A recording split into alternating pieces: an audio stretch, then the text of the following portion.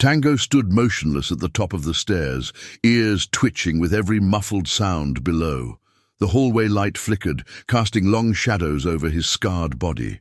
His breath was deep, steady, but his eyes burned with alertness. Something was wrong. Something he couldn't explain, only feel. A whimper, a sharp noise. His paws shifted slightly. He didn't bark, he waited and watched. No one ever asked why Sarah wore long sleeves, even in the summer, or why she flinched when someone raised their voice too quickly.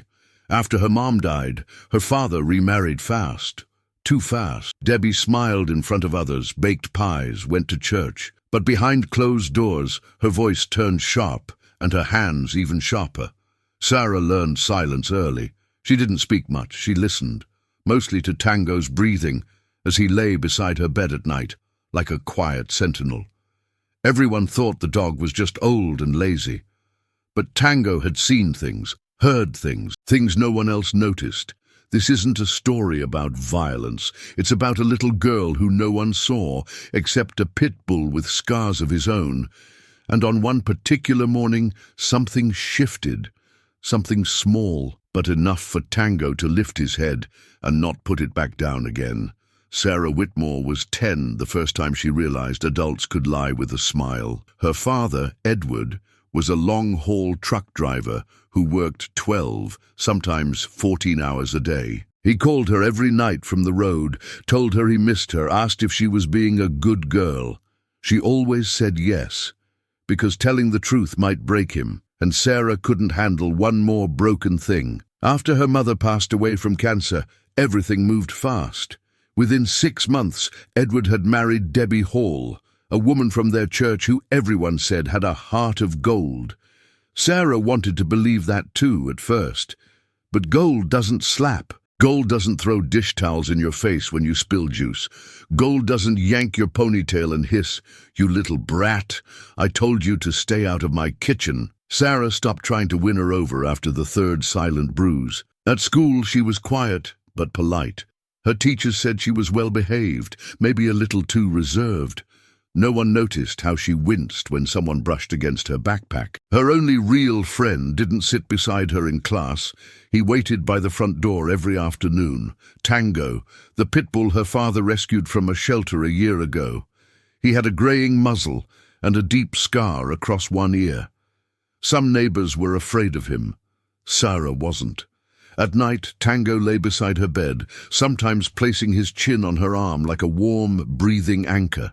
He never barked, he just listened, and when she cried into her pillow, she knew he heard that too. One Tuesday evening, Debbie grabbed Sarah by the wrist just a little too hard.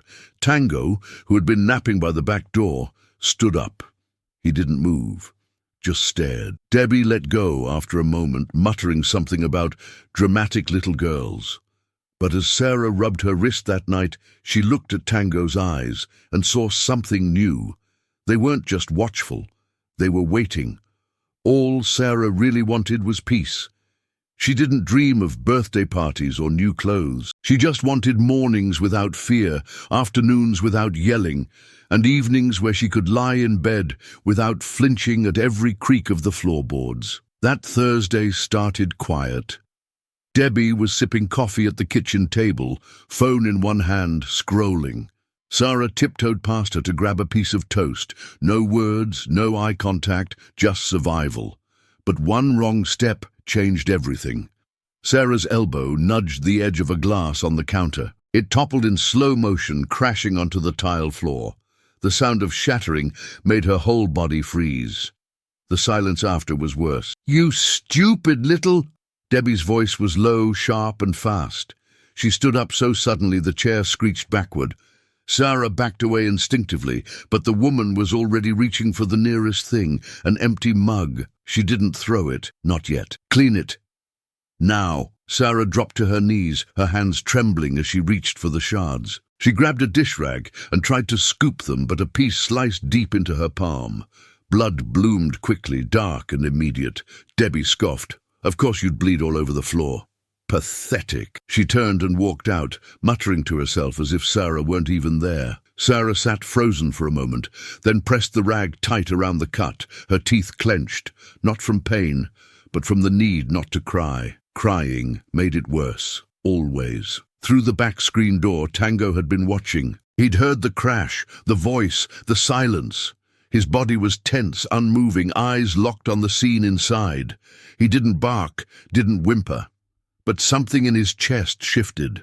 Later that night, Edward came home exhausted, his boots dragged across the floor. Sarah had already cleaned the mess and wrapped her hand in a makeshift bandage. "What happened to your hand, sweetie?" he asked. "Art project at school," Sarah replied quickly. "Paper cutter slipped," Debbie chimed in from the couch. "I took care of it. She's fine." Edward kissed the top of Sarah's head and walked past, too tired to ask more. His love was real, but so was his absence. Sarah sat on the stairs, holding her bandaged hand, staring at nothing. Tango curled beside her feet. He rested his head on her knee like he always did, but this time she noticed his breathing was faster. Not loud, but alert, and for the first time, she whispered back, "I wish you could talk." The bruises started to overlap. Sarah's arms became a quiet gallery of purples and yellows, hidden under sleeves that stretched all the way to her wrists, even on days when the sun pressed down like fire. She wore sweaters to school and told anyone who asked that she got cold easily. No one pushed further. Debbie had a rhythm now. She yelled in the mornings, punished in the afternoons, and acted sweet in the evenings when Edward returned home. She never left visible marks on the face, only where clothes could cover. Tango had started sleeping by Sarah's door instead of at the foot of her bed. Every night, around the same time, he got up, paced, and sat facing the hallway, watching, listening. One afternoon, Sarah dropped a plate. It slipped from her soapy hands and shattered in the sink. The crash was small, but enough. Debbie rushed in like a storm. "You just can't do anything right, can you?" Sarah apologized, instinctively out of breath. "Stop saying sorry," Debbie hissed. "If you really meant it, you wouldn't keep messing up." She grabbed Sarah by the arm and dragged her into the living room. Sarah didn't scream. She knew better than that. But Tango, lying under the side table, lifted his head sharply. Debbie shoved Sarah onto the carpet, walked out, and came back holding the wooden spoon she used for cooking. Only this time it wasn't for stirring. "You'll learn." One way or another, the spoon cracked once against Sarah's thigh, then again. Tango stood. Just stood, his body tense, ears forward. On the third strike, Sarah let out a sound. Not a cry, just a breathy, quiet pain. That was enough. Debbie paused. "Go to your room. Now." Sarah limped up the stairs. Tango followed. That night, as she sat cross-legged on her bed, she whispered to him, "She's going to get rid of you. I heard her tell Dad you're dangerous." Tango didn't blink. His head tilted slightly, then rested against her leg, as if to say, "Let her try." Edward came home early the next day. It was rare. Sarah lit up for a second until she saw Debbie wrap her arms around him like nothing had happened. "She's been moody," Debbie said when Sarah disappeared upstairs. "I think the dog's affecting her. He growled at me yesterday. You might want to consider taking him back to the shelter." Edward sighed. "He's never growled at anyone before." "Well, now he has." Upstairs, Sarah sat by the vent in the hallway, listening. She pressed her sleeve against her fresh bruise. Tango lay beside her, tail still. That night, she couldn't sleep. Not because of pain, because of the look Debbie gave her at dinner. Like a warning wrapped in a smile. When the house went quiet, Sarah tiptoed downstairs and opened the back door. The air was cold. Tango followed her out, lying down beside her on the porch. "I think she really hates me," Sarah whispered. Tango licked her bandaged hand gently. Moments later, the door creaked. Edward stepped out, blanket around his shoulders. He sat beside his daughter, rubbing his eyes. "You okay out here, Bug?" She nodded. He stared at Tango. "That dog's seen more of you lately than I have." Sarah hesitated, then opened her mouth. "Dad, if I told you something, would you believe me?" His brow furrowed. "Of course, always." But then the porch light flickered. Behind the window curtain, a silhouette stood still. Debbie. Watching. Sarah's courage deflated like a balloon. "Never mind," she muttered. "Just school stuff." He hugged her tight. "You know, I think your mom would have liked this dog." Sarah smiled faintly, but in her chest, everything felt heavy. Later that night, Tango stood in the hallway again, watching, and this time, his ears didn't just twitch. They flattened, his body lowered, something had shifted. Have you ever seen a moment when an animal sensed something no one else could? Maybe it was just a look or a gesture, but deep down, you knew they understood. If you've lived something like that, tell us in the comments. Your story might help someone watching right now feel a little less alone. Sometimes, the quietest protectors leave the loudest impact. It happened the next afternoon. Edward had just left for another 2-day route. The front door hadn't even finished clicking shut when Debbie turned from the window with a flat expression. "Dishes! Now! And don't leave a single spot this time." Sarah moved quickly. Her legs still ached from the last hit. She washed each plate carefully, silently, but one fork slipped from her soapy fingers and clattered into the sink. Debbie turned like a whip. "Seriously?" Sarah opened her mouth to apologize, but Debbie was already storming toward her. "I'm so tired of your excuses." Sarah froze, hands still in the water. Debbie grabbed a towel and snapped it toward her, grazing her shoulder. "Useless!" That's when Tango appeared. He didn't bark. He didn't growl. He just walked between them, slowly, like a wall rising from the floor. He stood still, eyes fixed on Debbie, his chest expanding and contracting with slow intensity. His tail was down, ears forward, muscles coiled tight. A low rumble vibrated from his throat, barely audible, but unmistakable. Debbie took a step back. "What's wrong with your dog?" she snapped. Sarah didn't answer. Tango didn't move. For a moment, no one did. Then Debbie scoffed. "Fine. You want to play brave? Go ahead." She threw the towel onto the counter and stormed out of the kitchen. Tango stayed. He didn't turn to Sarah, didn't wag his tail. He simply stood his ground, eyes trained on the hallway where Debbie had disappeared. Only when the silence stretched long and flat did he exhale, slow and steady. Sarah sank to the floor, her back against the cabinet. Her whole body trembled, not from fear, but something else. Something like being seen. Tango finally turned, walked to her side, and sat down. His head pressed gently against her arm, his body leaning just enough to let her feel he was there. She whispered into his fur, "Thank you." He didn't respond, but he didn't need to. The house was quiet after that. Too quiet. Debbie didn't speak to Sarah for the rest of the day. Not a word. But she did speak to Edward, on the phone, late at night, when she thought Sarah was asleep. "She's changed," Debbie whispered. "The girl's moody, distant. That dog's not helping." Sarah sat on the stairs, barely breathing, Tango curled beside her like a shadow. When Edward returned the next evening, Debbie greeted him with a warm smile and a perfectly cooked roast. She waited until halfway through dinner to bring it up. "Tango's been acting strange," she said casually, passing the salt. "He growled at me, twice." Edward looked up, surprised. "Tango doesn't growl. I'm telling you, Ed. He's becoming aggressive. Maybe it's trauma from wherever he came from, but I don't feel safe anymore. Neither should Sarah." Sarah's fork froze mid-air. Her stomach turned cold. Edward glanced at his daughter. "Sweetie, has Tango scared you at all?" She shook her head. "No, never." Debbie laughed softly, a little too high-pitched. "She's just attached. But think about it. What if next time he snaps? What if he bites her?" "He wouldn't," Sarah said, louder than she meant to. The table went still. Edward cleared his throat. "Maybe he just needs space. Maybe we all do. I'll take him to the vet next week, get him checked out. Or maybe he needs to go back where he came from," Debbie muttered, sipping her wine. Later that night, Sarah sat on her bed while Edward kissed her goodnight. "You know I'm only trying to keep everyone safe, right?" he said gently. Sarah nodded, but her eyes stayed on the floor.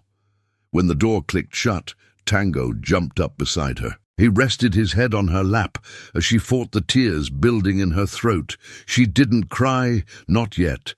But the fear wasn't just for herself anymore. Now, someone else was in danger. The warning came the next morning. Sarah was folding laundry in the living room when Debbie leaned against the doorframe, arms crossed, voice quiet and sharp. "You like that dog, don't you?" Sarah froze, holding one of Tango's old blankets. "I saw how he looked at me yesterday, like I was the enemy." Debbie stepped closer. "You think he can save you?" Sarah didn't answer. She couldn't. Debbie's smile thinned. "If you say one word to your dad, if you even try to make me look like the bad guy, Tango's gone. I'll make one call and have him taken away, or worse." She let that last word hang in the air like poison. Sarah clutched the blanket tighter, her throat burning. "Do we understand each other?" Sarah nodded slowly. "Good girl." That night, dinner was quiet. Too quiet. Sarah didn't eat much. Tango stayed under the table, eyes fixed on Debbie's every move. Edward noticed the tension, but he was exhausted. He rubbed his temples and excused himself early, saying he had an early delivery in the morning. As soon as the bedroom door closed, Debbie turned to Sarah.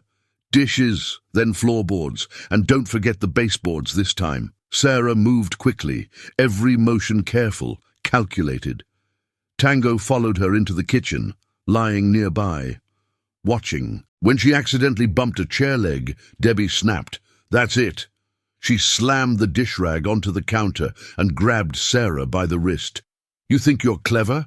Playing victim? Turning him against me?" Sarah struggled to pull away, but Debbie tightened her grip. "Let's see how brave you are when he's not around." She dragged Sarah toward the stairs. Tango rose immediately. "Stay back!" Debbie shouted, glaring at the dog. "I swear, if you come near me, I'll have animal control here in an hour." Tango didn't move, but he didn't back away either. Debbie pushed Sarah into her bedroom and slammed the door shut. "I warned you," she hissed. "Tonight, you'll learn to shut that mouth." Sarah trembled. But through the door, she heard it. Tango's quiet, slow growl. Not loud, not frantic, steady, like thunder far away, getting closer. The door clicked behind her. Sarah stood in the middle of the room, barely able to breathe. Debbie was pacing, eyes wide, muttering under her breath. "You think I'm the monster, after everything I've done for this house? For your father?" Sarah backed toward the wall. Her heart raced so loudly it drowned out the rest of Debbie's words. "I should have handled this a long time ago," she growled. Then she turned, flung open the closet, and pulled out an old wooden broomstick, one with the metal cap still attached at the end. Sarah's voice cracked. "Please, don't." But Debbie didn't stop. "You should have kept quiet." Downstairs, Tango sat by the bottom of the staircase, still, listening. Every second felt like a held breath. Then he moved. Up the stairs, slow but deliberate, his paws silent against the carpet, eyes locked on the bedroom door. Inside, Debbie raised the stick. Sarah ducked, covering her head with both arms. The first blow didn't land, because at that moment the door exploded inward with a crack. Tango was in the room. Debbie turned just in time to see a blur of muscle and fury rush her. The stick dropped from her hand as she screamed. Tango leapt, not to kill, but to shield. He planted himself between Sarah and Debbie, his body coiled, teeth bared, a snarl rising from somewhere deep in his chest. "Get back!" Debbie shouted, grabbing the stick again. She swung. Tango dodged. She swung again. This time he caught it in his teeth, snapping the wood like it was nothing. Then he stepped forward. One step, then another. Debbie stumbled back, crashing into the wall. Her hand scraped against the light switch. The room flickered with broken light. Tango didn't bite. He didn't lunge. He just stood, growling low and constant, eyes burning into hers. Debbie froze. Then footsteps. Edward. He burst through the broken door, eyes wide, chest heaving. His gaze jumped from Tango to Sarah on the floor, to Debbie against the wall, and finally, the shattered broomstick. "What the hell is going on?" Sarah opened her mouth, but no sound came. Debbie started to speak, but Tango growled louder, and that's when Edward saw them. Sarah's arms exposed, her sleeves torn, the bruises, the bandages, the silent proof. His knees gave out slightly, his breath caught. "Did she do this to you?" he whispered. Sarah nodded once. That was all it took. He pulled her into his arms, whispering, I'm so sorry, again and again. Tango finally stepped back, still watching Debbie until she slumped to the floor, silent and pale. Edward looked at the dog, then at the room. I should have seen it. Sarah pressed her face into his chest. Tango lay beside her, his body finally relaxing. And for the first time in months, she exhaled without fear. The house was quiet again. But this time, it was the kind of quiet that brought peace, not fear. Debbie was gone within 24 hours. Police reports, statements, and silent stares filled the rest of that weekend. Edward hadn't said much. He didn't need to. His face carried enough guilt to speak for him. He took time off work, real time. He made breakfast, drove Sarah to school, repaired the bedroom door with his own hands.